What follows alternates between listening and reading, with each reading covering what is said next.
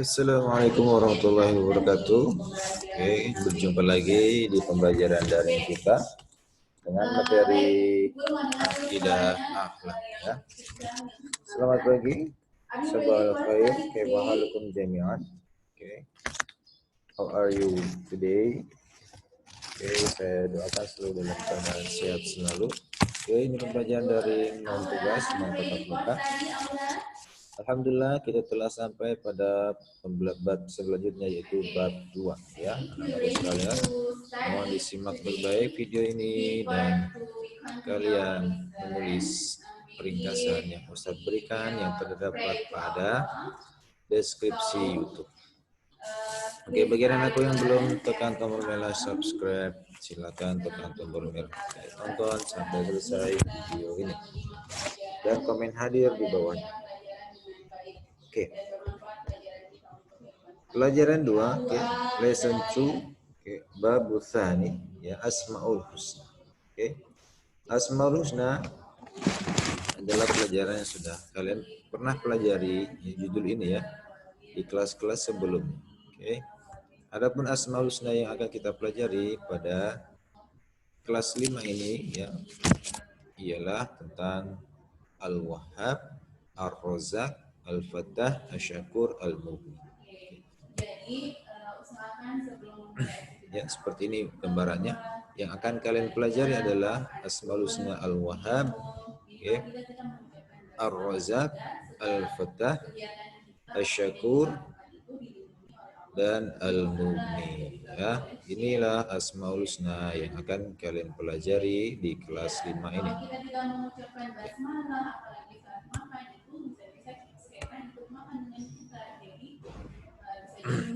Mengenai Asmaul Husna anak-anakku ya, tentunya kalian sudah tidak asing lagi dengan Asmaul Husna.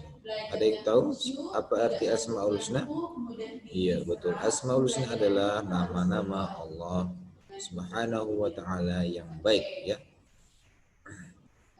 Asmaul Husna seperti yang pernah kalian lafazkan di masjid ya, yang selalu kalian baca dalam selembar kertas itu. Ada berapa jumlahnya?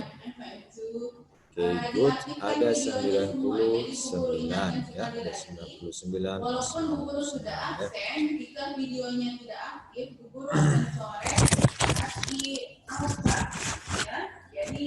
Siapa saja yang menghafal dan mengamalkan Asmaul Husna ini akan mendapat pahala dan dimasukkan ke dalam surga ya. Mendapat kemuliaan dari Allah yang Maha Agung yang Maha Mulia. Sebagaimana saya sebutkan tadi, Asmaul Husna itu ada 99 ya, nama yang terbaik untuk Allah. Okay. Semua nama-nama itu mencerminkan sifat-sifat keagungan dan kemuliaan Allah Subhanahu wa Ta'ala. Dalam pelajaran ini akan dijelaskan anakku yang saya sebutkan tadi. 1. Al-Wahhab, Ar-Razzaq, Al-Fattah, Asy-Syakur, dan Al-Mughni. Kita semua harus yakin atau mengimani bahwa semua nama Allah pastilah yang terbaik. Okay. Sebagaimana kalian juga memiliki nama-nama yang baik. Okay, ada pesan dari Rasulullah SAW kepada orang tua. Ya. Wahai orang tua, ya, berilah nama anak-anakmu dengan nama yang baik. Apa contohnya pada saat waktu yang silam itu Rasulullah menyukai ya, Allah itu menyukai salah satu sandangan nama-nama Asmaul Husna di dalamnya seperti Rahman ya, Syakur, tapi harus dinobatkan ya, disandangkan dengan kata yang lain seperti Abdul Rahman, Abdul Syakur, Abdul Halim, itu Abdul Latif. Nah, ada nama-nama seperti itu. Kalau saya perhatikan dari nama-nama kalian,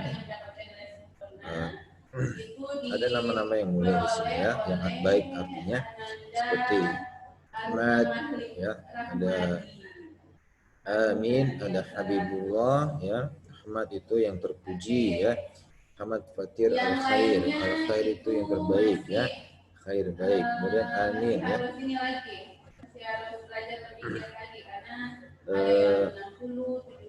Pelindung ini kalau dikabulkan. Untuk salah Habibullah itu kasih Allah. Kemudian ada nama lagi. Kalau misalkan ada materi yang kurang dipahami ditanyakan. Seperti kata mawaddah ya, mawaddah. Kasih sayang. Kemudian Muhammad Abdul Razik ya, Abdul Razik ya. Maka di sini terdapat juga Razik. Ada asmaul husna Razik ya. Abdul Razik hamba ya. Jadi hari ini murah rezekinya ya. Beri rezeki. Ayatullah Yusuf ya. Untuk materi bahasa Indonesia yang akan kita pelajari dicatat dulu baik-baik. Halus, lembut ya. Sesuai yang itu adalah pokok materinya menjelaskan informasi penting nama-nama yang memiliki makna yang kita tahu ya. Menjelaskan informasi penting pada teks. Oke. Mengenai Asmaul Husna ya, dijelaskan juga di dalam Al-Qur'an.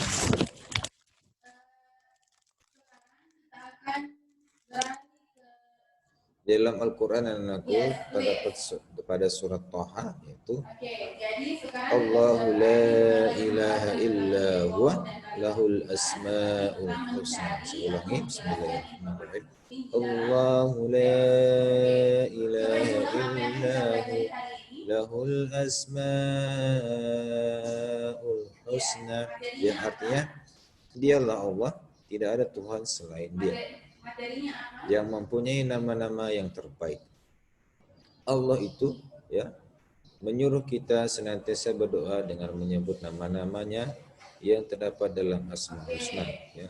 Alhamdulillah sebelum pandemi ya, kita rutin di masjid ya kurang lebih 2 kali sehari, Selasa dan Rabu kita membaca Asmaul Husna.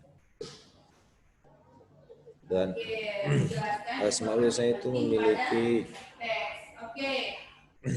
apa yang akan kita pelajari hari ini? Hikmah yang sangat luar biasa, pahala yang luar biasa ya. Sebenarnya sebutkan tadi, kita akan dimasukkan ke dalam surga serta diberikan limpahan keagungan dan kemuliaan Allah SWT. Karena Allah ya senang dipuji ya, sepertinya kalian ya senang juga dipuji. Allah senangnya dipuji melalui nama-namanya tersebut. Terdapat dalam surah Al-A'raf juga 180 yang berbunyi walillahil asmaul husna fad'uuhu biha.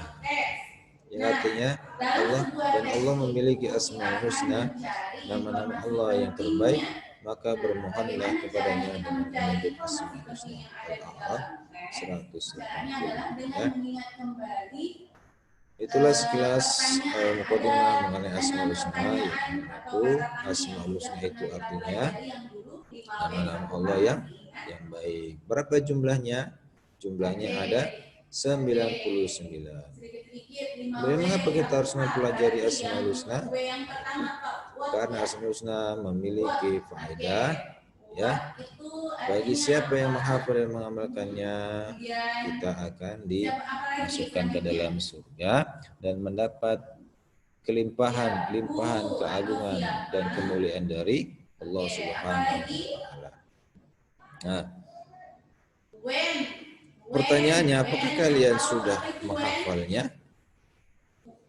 Oke, Ustaz, kita mungkin belum ya. Belum ini sekedar melafalkannya pada kelas sebelumnya ya. Dari itu kalau kalian biasakan melafalkannya insya Allah hafal. Ya, pendalaman materi ya. Ken A Al-Wahhab. Oke. Halaman 15, silakan perhatikan. Al-Wahhab. Apa arti Al-Wahhab? Al-Wahhab artinya Allah Maha memberi.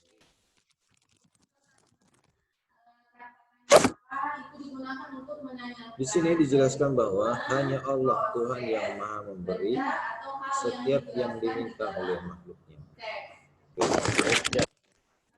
Kita kepada Allah yang memberi, harus kita percayai. Bahkan sesuatu hal yang tidak kita minta pun Allah sudah menyediakan, seperti alam, ya. Apalagi rezeki, rezeki kita bisa makan dengan nikmat setiap harinya tanpa kekurangan melalui tangan orang tua kita, ya. Kita bisa menikmati pemberian Allah Subhanahu wa Ta'ala. Allah akan selalu memberi kepada hambanya apapun yang diminta sesuai dengan kehendak. Bagaimana supaya kita mendapat kehendaknya? Kita harus menjadi hamba yang soleh, ya, soleh dan bekerja keras. Ya. Allah akan memberi rezeki sesuai dengan kadar usaha kalian. Jadi poinnya adalah manusia kita ini harus memohon dan meminta hanya kepada Allah. Kenapa? Kalau kita meminta selain kepada Allah maka jatuhnya syirik. Ya. Meminta selain kepada Allah maka akan terjerumus ke dalam syirik. Ya. Meminta kepada dukun, mbak dukun, berilah saya kemudahan dalam berusaha, lancarkanlah usaha saya. Sedangkan dukun itu, ya, dia meminta wasilahnya dari jin-jin, bantuan jin-jin, pesugihan, seperti itu. Apalagi memiliki berhala-berhala, ya, memohon kepada berhala, ya, mendatangi pohon-pohon besar, memberikan sesajen. Oke, itu perbuatan-perbuatan syirik yang meminta-minta kepada hal-hal tersebut. Jalurnya gimana anak-anakku supaya kita mendapatkan pemberian Allah Subhanahu wa Ta'ala? Ya kita harus bekerja, ya, manusia itu harus berusaha, berdoa, kemudian tawakal kepada Allah, ya, supaya berkah yang didapat. Tidak mungkin tanpa bekerja datang uang di depan kita, ya. Tidak mungkin tanpa bekerja, datang beras di depan kita. Semuanya melalui proses, ya, bekerja keras, kita mendapatkan gaji kita berikan sesuai dengan kebutuhan, ya. Itulah rutinnya. Jadi tidak ada hal yang instan, ya. Tidak bekerja langsung dapat uang, tidak mungkin, ya. Kemudian selain itu, ya, kalian juga harus selalu menjalankan perintah Allah Subhanahu wa Ta'ala dan menjauhi larangannya, ya. Jika ingin menjadi anak yang pandai, ya kalian harus belajar, ya. Belajar yang sungguh-sungguh di sini, ya. Beringkat pada Allah, ya.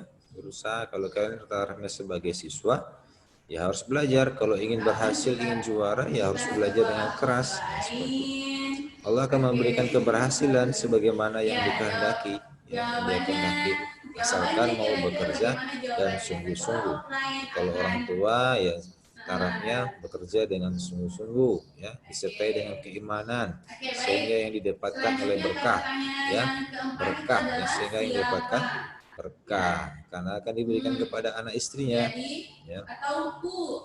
Harus menjauhi larangannya yang dimaksud di sini, bekerja mencari rezeki melalui jalur yang halal. Kalau kalian sebagai siswa, ya kalian harus belajar dengan sungguh-sungguh kalau ingin mendapat nilai yang terbaik. Ya seperti itu, ya. Dia, apabila kita sedang mengalami kesulitan, misalnya kesulitan dalam belajar, masalah dalam pergaulan dengan teman-teman, hendaklah kita menghadapinya dengan tenang dan sabar, ya. Saya yakini dalam sebuah kelas ini senantiasa ada problem, ya, kita perselisihan, kadang baku bombay dengan sesama teman, ya, itu pasti terjadi dalam kelas, ya.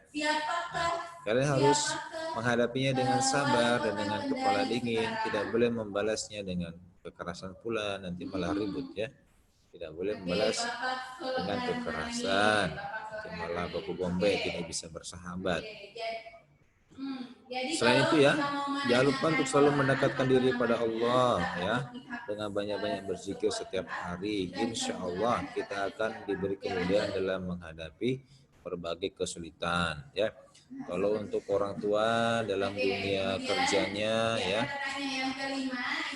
tak selalu mulus dalam berusaha, biasanya itu kalau pedagang ya ada pasang surutnya pembeli ya, pelanggan ya.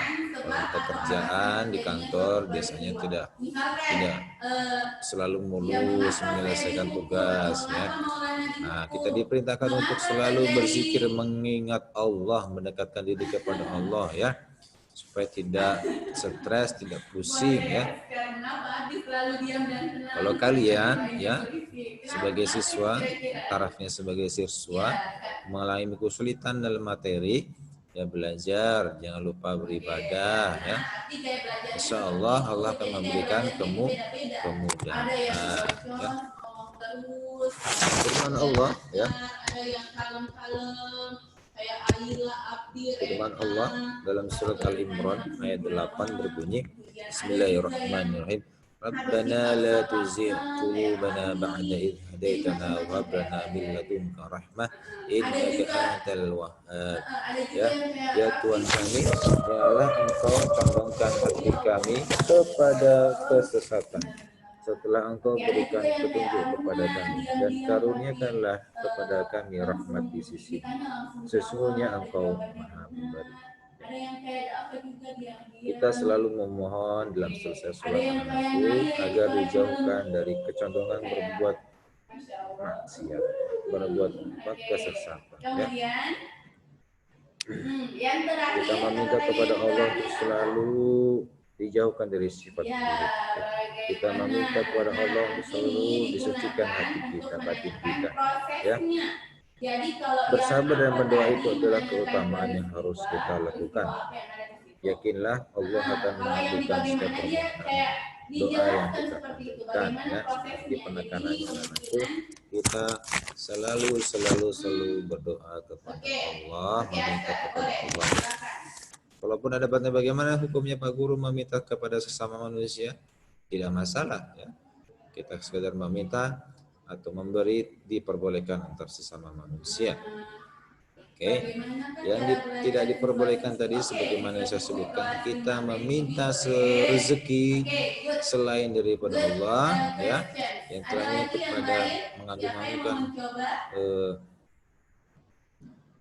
pada hal-hal yang berbau syirik ya, itu menuju dukun ya, kemudian pohon-pohon besar ya, seperti itu kita meminta kepada jin ya, seperti itu ya. Ya. Tidak diperbolehkan Allah Subhanahu wa taala. Oke. Ini pertemuan kita untuk pertama ini anakku ya. Semoga bisa diserap dan kalian bisa memahami dan mengaplikasikannya dalam kehidupan sehari-hari. Satu, Asmaul Husna senantiasa dilafalkan di rumah kalau bisa ya. Sebagai kesimpulan ya, Asmaul Husna artinya nama-nama Allah yang baik. Berapa jumlahnya? Jumlahnya ada 99 ya. Nah, pertama Al-Wahhab, Asmaul Husna Al-Wahhab. Al-Wahhab artinya Allah Maha Pemberi. Kesimpulannya di sini kalian diperintahkan kita sebagai manusia yang saleh, yang Allah yang beriman harus memohon dan meminta hanya kepada Allah, tidak boleh kepada yang lain ya. Makhluk. Ya. Guru lanjut. Jadi untuk mengetahui atau menjelaskan informasi yang saya maksud ini meminta pada sama manusia boleh dalam arti apa ya, sekedarnya bukan hal-hal yang di luar ekspektasi ya.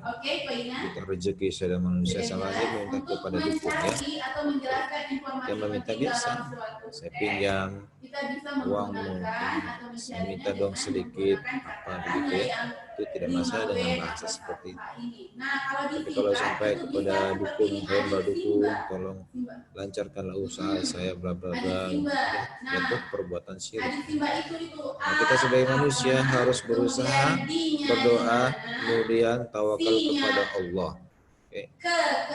Kita juga harus selalu menjalankan perintah Allah dan menjauhi semua larangan. Nah, sebagai pelajar ya kalian ini, kalian harus terus belajar dan giat berdoa. Oke. agar dimudahkan dalam belajar serta menyerahkan hasilnya kepada Allah Subhanahu. Oke, next ya. Sampai jumpa pada pertemuan berikutnya. Akhirul kalam. Assalamualaikum warahmatullahi wabarakatuh.